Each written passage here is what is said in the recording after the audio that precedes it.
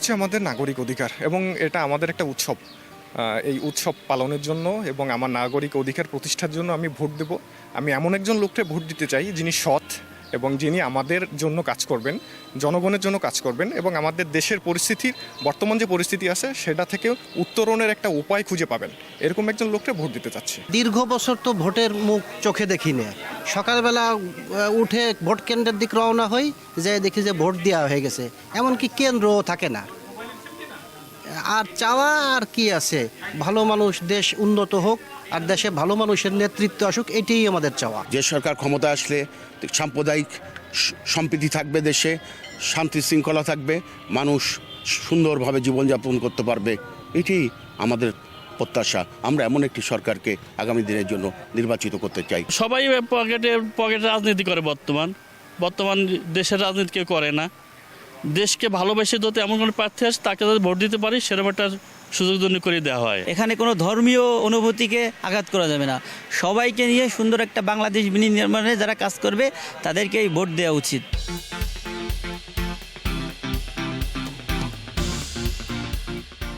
রাস্তায় যাতে কোনো জ্ঞানজাম, কোনো খনি, কোনো বোমাবাজি এগুলো যাতে না হয়, বুঝছেন? নিরীহ লোক আমরা যাতে সুন্দরভাবে বাঁচতে পারি, এটাই আমার আশা।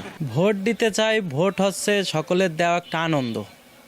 আমরা সকলে চাই যে আমরা যার ভোট সে দিব। আমার তো ইচ্ছে যে আমি একজন সৎ যোগ্য ব্যক্তির ভোট দেব, এটাই তো আমার আশা। কিন্তু সেই লোকটা কোথায়?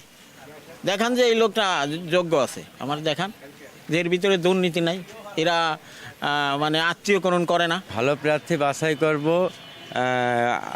কোনো পার্টিগত দিক দেখতে যাব না যে এই পার্টির লোক ওই পার্টির লোক, পার্টি না, যে সবারই পাশে দাঁড়ায়, হিন্দু মুসলমান কোনো জাতিভেদ যার ভিতরে নাই, এরকম যদি প্রার্থী আসে তাহলে তাকেই ভোট দেবো। ভোট আমি আসলে এবার একটু বেশি ইচ্ছা করতেছি ভোট দেওয়ার জন্য বেশি, যে এর আগে আমি ভোট থাকলেও আমি আমার ভোট কেন্দ্রে যে ভোট দিতে পারিনি। আমি ভোট কেন্দ্রে জিজ্ঞাসা করছি, আমাকে বলছে যে আপনার ভোট দেওয়া হয়ে গেছে। এইভাবেই আমি আমার ভোটগুলো দিতে পারিনি। তাই আমি চাচ্ছি যে এবার সুষ্ঠু সুন্দর একটা নির্বাচন, প্রত্যেক জনগণ সুন্দরভাবে ভোট দিতে পারে।